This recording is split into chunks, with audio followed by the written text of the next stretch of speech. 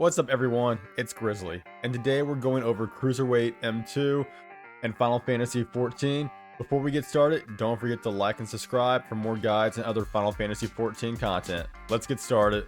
Phase 1 mechanics will start off with a mouse mural, which is raid-wide magical damage. This mechanic will also change the arena back to normal during the Sugarscape mechanic in Phase 2. Single style, the boss will draw one of 4 different objects that will spawn across the arena.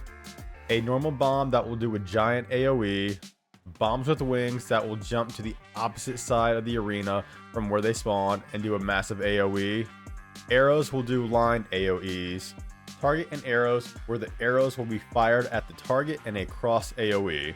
Putty Party is the multi-hit stack marker that will get put onto the healer. Sugar Riot is the AoE magic tank buster that will get put on both of the tanks. Biggest tip for phase 1 is to pay attention and learn the objects from single style and understand how they work. In phase 2 and 3, Sugar Riot will start to combine these objects together.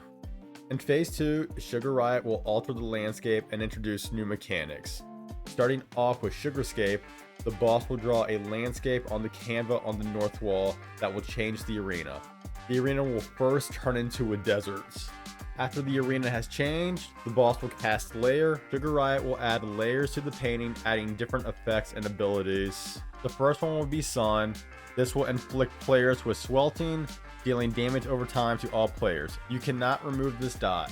Heal through it and use your mitigations. Cacti spawns a cacti across the arena, creating large AoEs where they appear. Quicksand creates a large quicksand hole in the middle of the arena, with the safe spots being in the far corners. Mouse touch up marks all players with AoEs. Double style begins mixing objects from single style in phase 1.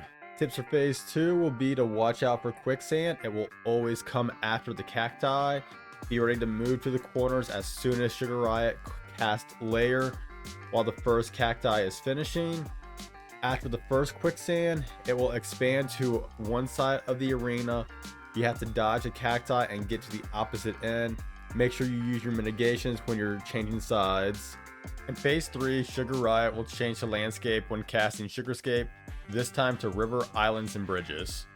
For this landscape, you need to stand in the river to give players fire resistance, but will give you weakness to lightning. Taste of Thunder will mark all players with an AoE and inflict magical vulnerability debuff. Stand on the bridge for the islands to avoid this mechanic.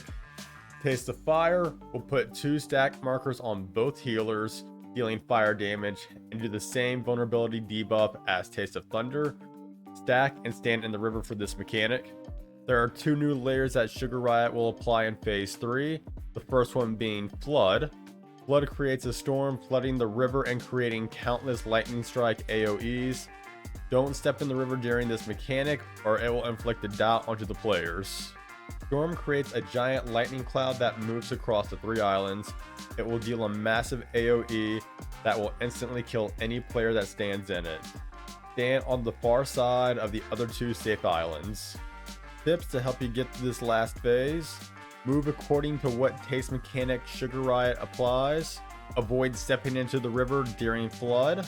When the arena changes back, Sugar Riot will continue to use double style combinations. The phase 3 mechanics will repeat, and the only Sugarscape you will get will be the river and islands. And that concludes Cruiserweight M2, everyone. I hope it helps, and let RNG be in your favor. Good luck.